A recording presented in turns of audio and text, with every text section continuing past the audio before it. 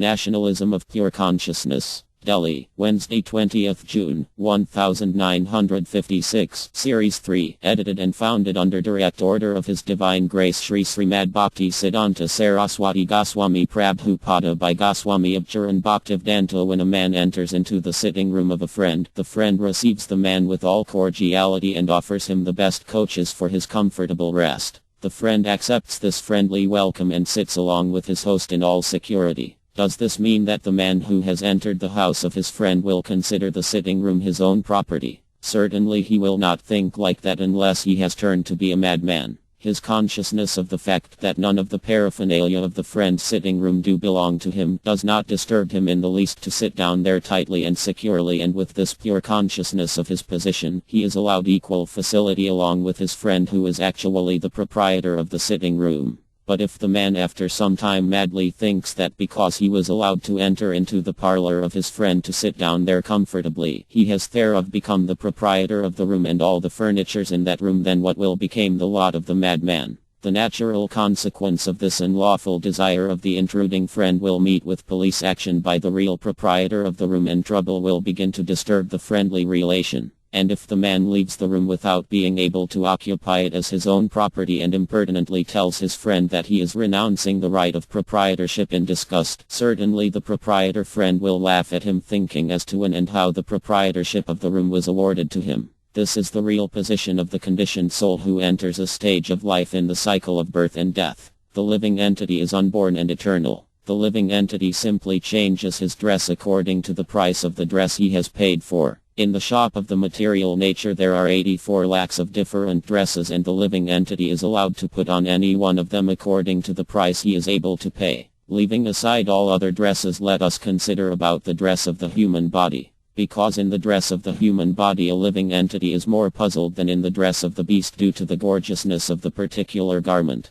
The dress of the human body is also exhibited in varieties of 4 lakhs of species. There are different dresses of humanity in the form of Kirata, Huna, Andhra, Pulinda, Pakasa, Abhira, Sumta, Yavana, Kasadaya, etc., and almost all of them are no more civilized than the jungle beasts. As such, they have very little idea of civilized form of national feeling. Out of the 84 lakhs of different dresses exhibited by the living entities, only the highest civilized human being is conscious of national feeling. This national feeling has created different civilized nations of the world, but because almost every one of them is guided by sense of nationalism of impure consciousness, all of them are always busy in making pacts and blocks for security of everyone's national position. The impure consciousness of nationalism has kept all the big heads of world nations always active for adjustment of everyone's national interest. They have now made a United Nations Security Council and are trying in vain to make a right adjustment. Impure consciousness of every nation has made it impossible to come to the safety point, and it is needed therefore to awaken their pure consciousness by the propagation of spiritual education back to Godhead undertaken by the Lord himself in the form of Sri Chaitanya Mahaprabhu.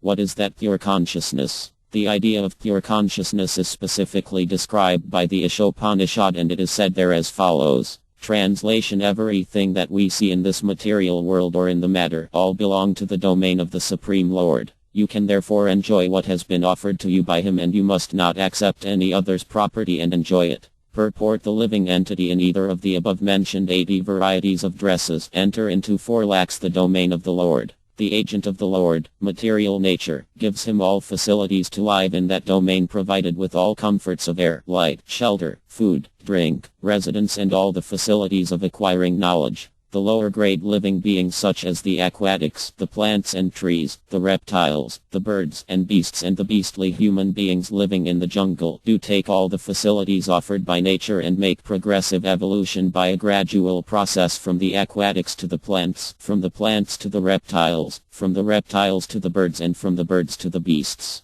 The human form of life is evolved out of the life of the beast in the 3 modes of nature. As guests of the material nature, all these non-human living entities do not bother much about conventional civilization to mishandle the products of material nature. But the civilized man, because of his developed consciousness, mishandles the laws of nature, thinks on terms of proprietorship of the particular place of appearance, and thus becomes entangled in the matter of designations. The civilized man thus creates a bungle in the name of advanced civilization. These civilized nations forget completely that the particular places offered to them for residential purpose all belong to the proprietorship right of the Supreme Lord. The Supreme Lord is the proprietor of all the lokas or planets. In the Bhagavad Gita is said like this. Synonyms: Bhaktaram, the beneficiary; Yajana, sacrifice; Tapsam, penances; Sarba, all; Loka, planets; Mohswaram, the Supreme Lord; Suridam, of all; Bhutanam, living entities; Enatya, knowing; Mammi, Shantim, peace; Rich Hati is able to enjoy.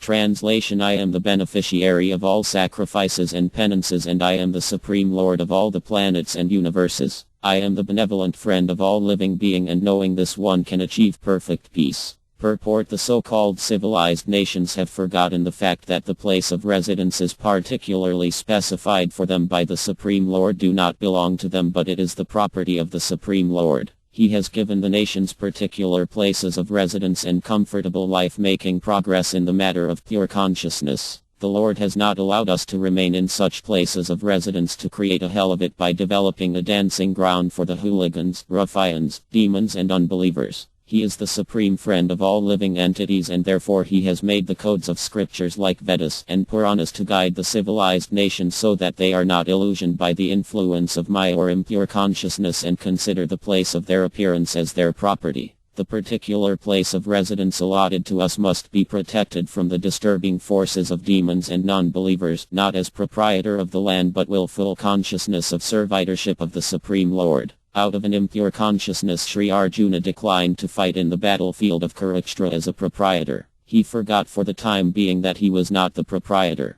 The supreme proprietor is Sri Krishna and Arjuna is a servitor only. This fact was explained in the Bhagavad Gita from different angles of vision, and ultimately when the illusion of proprietorship was dissipated, pure consciousness of Arjuna was awakened by the mercy of the Lord, and Arjuna agreed to abide by the order of the Supreme Lord. His attitude of non-violence adulterated with a sense of proprietorship right was condemned by Sri Krishna in the very inception of the idea. It is sheer nonsense to think that devotees of Godhead are so many inertia element of society. Real devotees of the Lord like Sri Barangaji Hanuman and that like Arjuna, both of them fought out the two celebrated battles of Ramayana and Mahabharata. The devotees are neither violent nor non-violent on their own account, but they are both violent and non-violent on account of the Lord. That is the criterion of pure consciousness. Nationalism in pure consciousness as it was exemplified by Sri Arjuna or Barangaji brings in real peace of the world. Such pure consciousness is aroused by devotional activities. Unbeliever in the supremacy of the Absolute Lord cannot have pure consciousness. Nationalism, guided by the principles of devotional activities of which Sri Arjuna is the typical example, is the goal of our life.